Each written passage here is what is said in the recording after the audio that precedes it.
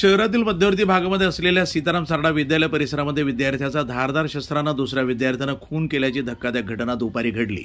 मोहम्मद मुस्तकीर शेख असं मयत विद्यार्थ्याचं नाव असून तो 10वीच्या वर्गात शिक्षण घेत होता। त्याचं खून करणारा विद्यार्थी त्याच विद्यालयामध्ये शिक्षण घेत असून त्याला पोलिसांनी ताब्यात घेतले। या दोन विद्यार्थ्यांमध्ये यापूर्वी वाद झाला असल्याची माहिती। बुधवारी दुपारी ते दोघे विद्यालयात असताना त्यांच्यात पुन्हा वाद झाला। काही क्षणातच हा वाद विकोपाला गेला आणि एकानं दुसऱ्यावर शस्त्रानं हल्ला केला। गंभीर जखमी मोहम्मद मुस्तकीर शेख याला जिल्हा रुग्णालयामध्ये उपचारासाठी दाखल करण्यात आला असता डॉक्टरांनी त्याला मृत घोषित केलं। घटनेची माहिती मिळताच शहर पोलीस उपअधीक्षक अमोल भारती, तोफखाना पोलीस ठाण्याचे निरीक्षक आनंद कोकरे यांनी पथकासह घटनास्थळी धाव घेतली। खुनी विद्यार्थ्याला ताब्यात घेतलं असून परिसरात तणावपूर्ण शांतता आहे। याबाबत गुन्हा दाखल करण्याची प्रक्रिया पोलीस ठाण्यात सुरू आहे।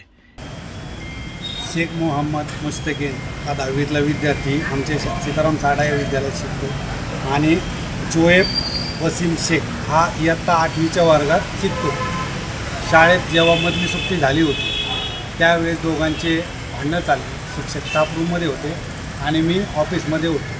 मुलं ज्यावेळेस ओरडून मला सांगायला आले सर भांडणं आले, त्यावेळेस सुनील कुलकर्णी सर आणि मी ताबडतोब घटनास्थळी गेलो, म्हणजे शाळेच्या पोर्चमध्ये गेलो।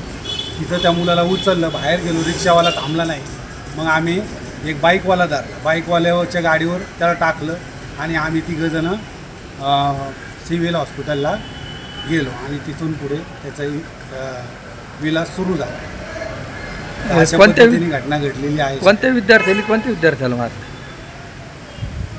जोएब शेख नावाचा जो 8वीचा विद्यार्थी त्याने इयत्ता 10वीच्या शेख मोहम्मद मुस्तकीर याला मारलं आहे। कशाने मारलं का?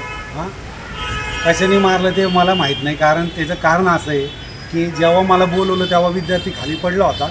आम्ही कुठेही पाहिलं नाही, त्याला उचलून डायरेक्ट बाहेर नेलं आणि सिव्हिलला नेऊन ॲडमिट करायच्या हिशोबाने आम्ही पटकन गेलो। त्याच्यामुळं शाळेत काय झालं ते जे आम्हाला लवकर ते ज्ञात झालंच नाही। घटना अशी। Okay, thank you. NTV news Marathi, Ahilyanagar.